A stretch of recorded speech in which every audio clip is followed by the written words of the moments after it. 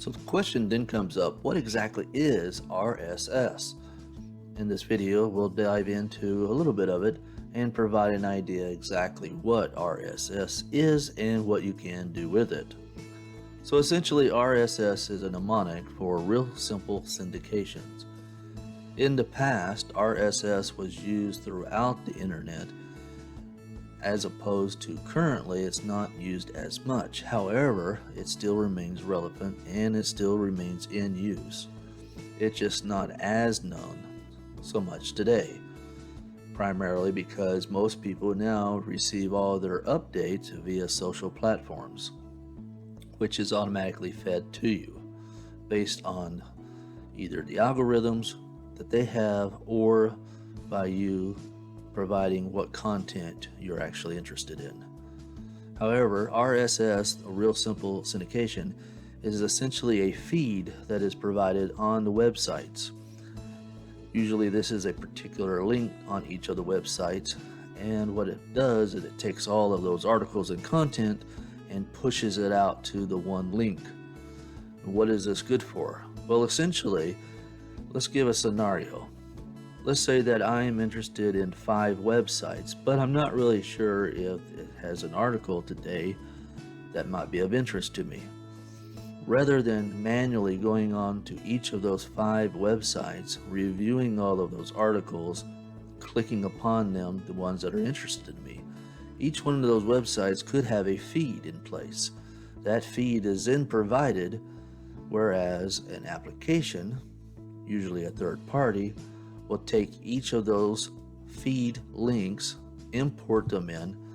Now, rather than me manually going to visit each of those websites, I have all of those contents funneled into one platform, allowing me to see, quote, the feeds and view those articles on one platform. It works simply the same way. A lot of times you'll see third-party applications or even online applications attempting to use the RSS in order to import that content and then either massage, review, and utilize that in a certain way. Something else to note too. So certain websites actually have a distinct or specific unique thread or link, as I mentioned before. So an example of Tumblr, most likely you're going to end up seeing a /RSS based off of the primary website. So in this case, if I happen to have a Tumblr, which would be mattcole.tumblr.com, most likely if you do a /RSS, that would be the feed. Whereas if it happens to be Blogger, then most likely that is going to be feeds post default, meaning that whatever it is the name of the website, just add feeds post to default. Most likely that's going to be the link that provides the feed. And additionally, Medium usually has feed.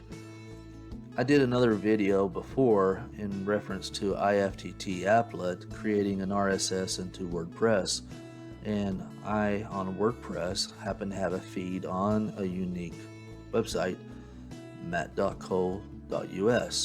I just simply had to do /feed, and then that actually ended up being my RSS feed.